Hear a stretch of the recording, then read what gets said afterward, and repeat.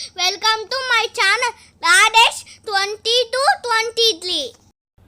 So ఇవాళ Sunday special chicken ఫ్రైలో wings fry చూద్దాం.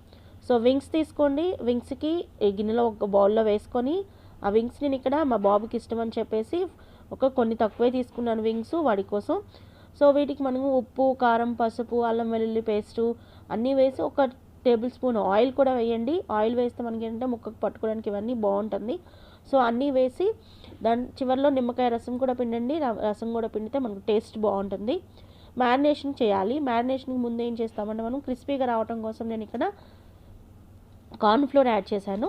సో అన్నీ బాగా కలుపుకొని మ్యారినేట్ చేయాలి. సో నేను ఇక్కడ ఫ్రిడ్జ్లో మ్యారినేట్ చేయట్లేదు, విడిగానే మ్యారినేట్ చేస్తున్నాను. సో ఇక్కడ నేను 1.5 అవర్ మ్యారినేషన్కి యూజ్ చేశాను. సో 1.5 అవర్ తర్వాత మనకు ముక్క చూడండి, ముక్కకు అన్నీ పట్టేసేసి చక్కగా ఉంటుంది. జస్ట్ మనం ఫ్రై చేసుకుంటే సరిపోతుంది. సో దానికోసం ఏం చేశానంటే ఇగో చూడండి, రెడ్ చిల్లీ పౌడర్ కూడా లాస్ట్లో యాడ్ చేశాను కొంచెం మ్యారినేషన్ అయిపోయిన తర్వాత. ఓకే, సో ఇప్పుడు ప్యాన్ పెట్టుకొని ఇక్కడ నేను కొన్నే తీసుకున్నాను కాబట్టి చిన్నది ఒకటే తీసుకున్నాను కడాయి. దాంట్లో ఫస్ట్ ఆయిల్ మరిగిన తర్వాత కొంచెం కరివేపాకు వేసుకున్నాను. ఓకే, టేస్ట్ కోసం అని చెప్పేసి. తర్వాత ఈ పీసెస్ని తీసుకొచ్చేసేసి దాంట్లో వేయాలి వింగ్స్ని.